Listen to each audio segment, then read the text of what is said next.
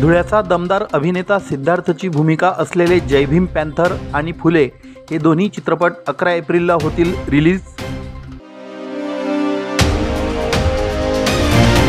बेमोसमी पावसामुळे धुळे तालुक्यातील शेतकरी उद्ध्वस्त, 100% नुकसान भरपाई द्यावी, कुणाल पाटील यांची मागणी।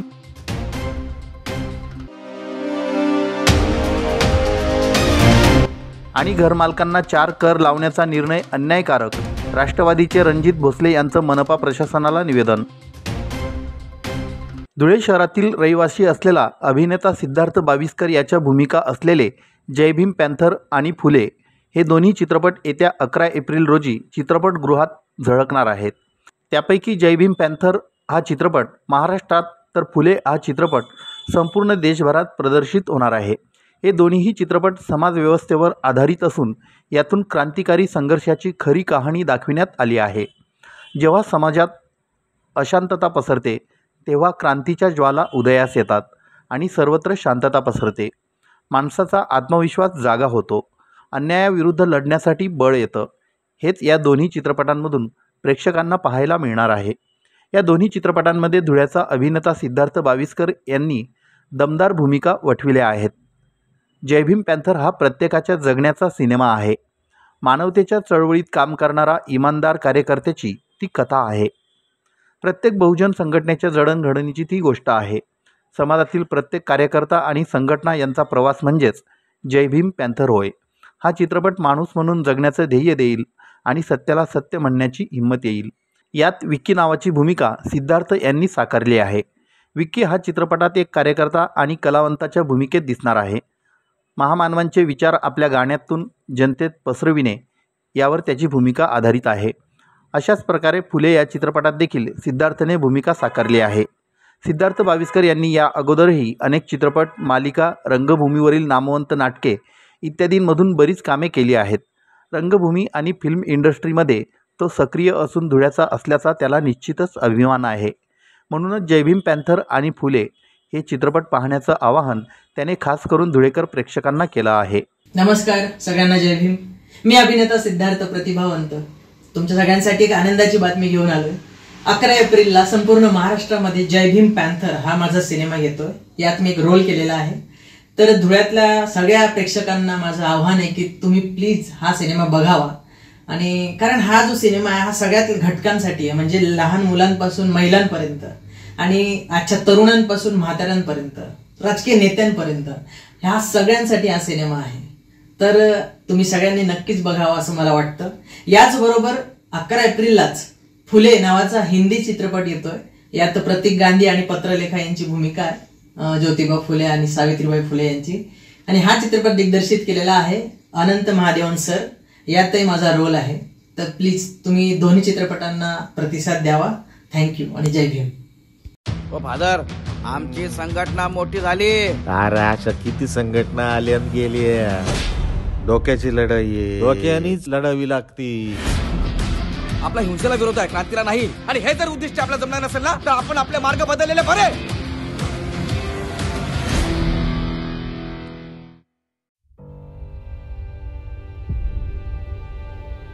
You know, I have a dream. एक ऐसा समाज हो जहां कोई प्रधान नहीं, सब समान हो। The man with a mission, Jyotiba Phule. तो लड़कियों को पढ़ा के तुम क्रांति लाओगे। अरे क्रांति लाने का इतना ही शौक है तो देश के स्वतंत्रता संग्राम में जुड़ो। अंग्रेजों की गुलामी तो सिर्फ 100 साल पुरानी है। मैं जिस गुलामी से लोगों को स्वतंत्र करना चाहता हूँ वो 3000 साल पुरानी है। लड़कियों को पढ़ाना बंद करो। हरकत करी तो जान से मार देंगे। चलो एक बात तो समझ आ गई, ये युद्ध नहीं महायुद्ध है। पुण्य और सावित्री ने ऊंच जात की वर्ण व्यवस्था को हिला दिया है। मत छू, आपको पाप लगेगा। इनके आत्मसम्मान को जगाना चाहिए। आज तक किसी शूद्र ने ऐसा दुस्साहस नहीं किया। और ज्योतिबा को समझा, हमारी प्रथाओं में बाधा न डाले। क्या कर लोगे? देखते हैं कौन पहले थकता है, वो या हम। देश को सबसे बड़ी गुलामी से आजाद करना चाहता हूँ, दबे कुचलों को उठाना चाहता हूँ। You're challenging the religion of the upper castes. विधवा होना भाग्य में है, गंजा होना नहीं। विधवाएं चाहें तो पुनर्विवाह भी कर सकती हैं। ये बात है। हमारे उत्थान के लिए हम नए समाज की शुरुआत करेंगे, सत्यशोधक समाज। सबसे बड़ा उद्देश्य रहेगा कि किसी को शूद्र नहीं दलित कहा जाए।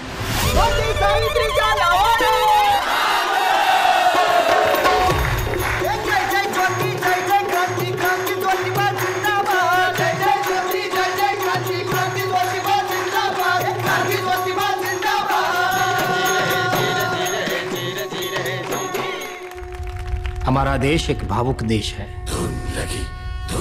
यहाँ धर्म और जाति के नाम पर लोगों को लड़ाना बड़ा ही सरल है। ये भविष्य में भी होगा। बस क्रांति की इस ज्योत को जलाए रखना।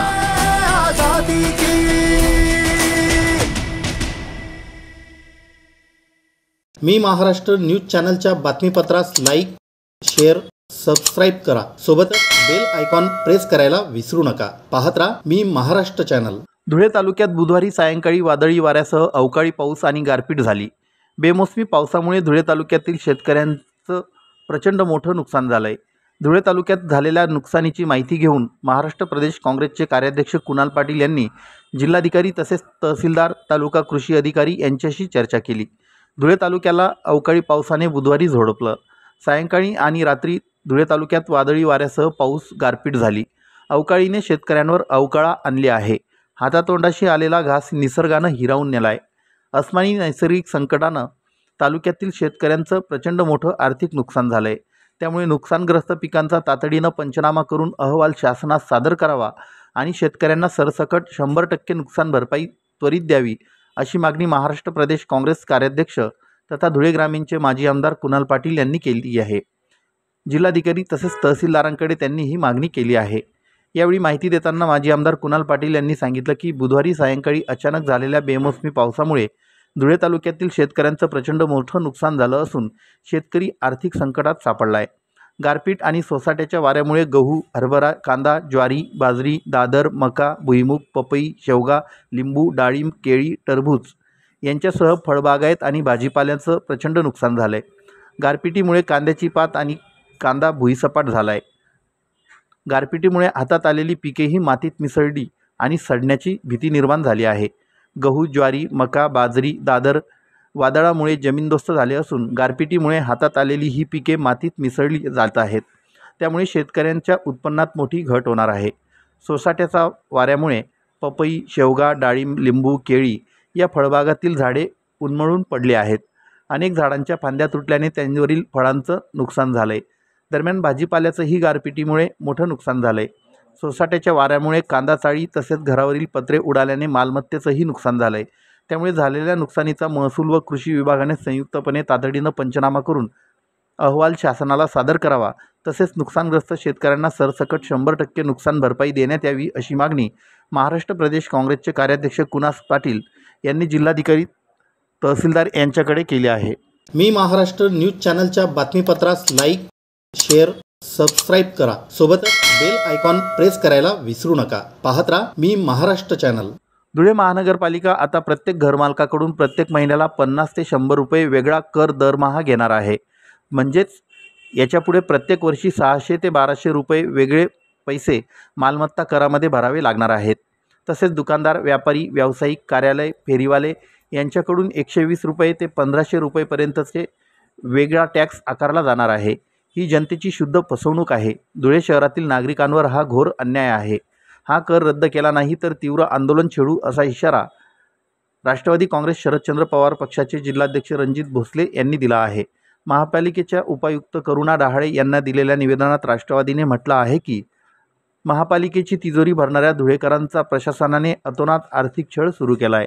घरपट्टी वाढीचं जोखड मानेवर ठेवलेलं असतानाच आता एकाच कामासाठी वेगवेगळ्या नावाने 4 कर लावण्याचा विक्रम मनपाने केला आहे. दरमहा प्रत्येक मालमत्ताधारकांकडून मनपा 50 ते 100 रुपये स्वच्छता कर आकारणार आहे. महाराष्ट्रातील युती सरकारने निवडणुकीच्या काळामध्ये लोकांची दिशाभूल करून मते मिळविली आणि आता सत्तेत आल्यावर आपले खरे रंग दाखवू लागले आहेत. नुकतंच महाराष्ट्रातील युती सरकारने महाराष्ट्र शासन नगरविकास विभागाने धुळे महानगरपालिकेला आदेश देऊन प्रत्येक घरातून कचरा जमा करण्याच्या नावाखाली शुल्क कर घेण्याचं जाहीर केलं आहे. तसा आदेशही दिला आहे. विशेष म्हणजे धुळे शहरातील नागरिक दरवर्षी करोडो रुपये मालमत्ता कर नियमित भरत असतात. एवढंच नव्हे तर मालमत्ता करामध्ये दरवर्षी विशेष स्वच्छता कर, मल निस्सारण कर, मल प्रवाह कर या विविध नावाने स्वच्छता कर धुळेकर नागरिक भरत आहेत. तरीसुद्धा आता कर संकलनाच्या नावाखाली नवीन 50 ते 100 रुपये दरमहा नागरिकांना द्यावे लागणार आहेत. हा एक प्रकारे सुलतानी कर आहे. तसे बघता घंटागाडी नियमित येत नाही. शहरांमध्ये ठिकठिकाणी कचऱ्यांचे ढीग पडलेले असतात. 15 ते 20 दिवसांनंतर घंटागाडी येते. अशी दुरावस्था असतानासुद्धा धुळे मनपाने नवीन कर आकारणे अतिशय चुकीचे आहे. धुळे शहरामध्ये करोडो रुपये खर्च करून प्रत्येक घरावर स्वच्छता स्कॅनर लावले आहेत, पण त्याचा काही उपयोग नाही. एकाही घरापर्यंत घंटागाडी येत नाही. एकूण 79 घंटागाड्यांपैकी फक्त 22 घंटागाड्या दररोज काम करीत आहेत. करोडो रुपयांचा स्वच्छता कचऱ्याचा ठेका देऊन अधिकारी, कर्मचारी, ठेकेदार मालामाल झाले आहेत. घरपट्टी, मालमत्ता व कर जमा करून ठेकेदारांना गब्बर करण्याचं धोरण महानगरपालिका व शासनाने राबविले आहे. एवढंच काय तर धर्माच्या नावाखाली निवडून आलेल्या युती सरकारने यापुढे धुळ्यातील मंदिर, धार्मिक संस्थांना दरमहा 90 रुपये कचरा संकलन करण्याचे आदेश दिले आहेत. यावरून त्यांचा ढोंगीपणा लक्षात येतोय. या सर्व गोष्टींचा राष्ट्रवादी काँग्रेस पार्टी, शरदचंद्र पवार पक्षाने निषेध व्यक्त केला आहे. पक्षाचे कार्यकर्ते, पदाधिकाऱ्यांनी घोषणा देऊन या निर्णयाचा विरोध केला. या आंदोलनात रणजित भोसले, नंदू एलमामे, जोसेफ मलबारी, राजेंद्र सोलंकी, यशवंत पाटील, राजेंद्र डोमाळे, बिकानेरकर, राजू मशाल, युसुफ शेख, समद शेख, रामेश्वर साबरे, उजेर शेख, अमीन शेख, कल्पेश मगर, मंगलदास वाघ, सोनू घारू, सुनील अहिरराव, भटू पाटील, दीपक देवरे, राजू चौधरी, युनुस शेख, भूषण पाटील आदी सहभागी झाले होते. नागरिकांकडून स्वतंत्र कचरा संकलनाचा टॅक्स आकारण्याचा निर्णय घेतला आहे. या संदर्भामध्ये आम्ही त्या टॅक्सचा विरोध करतोय.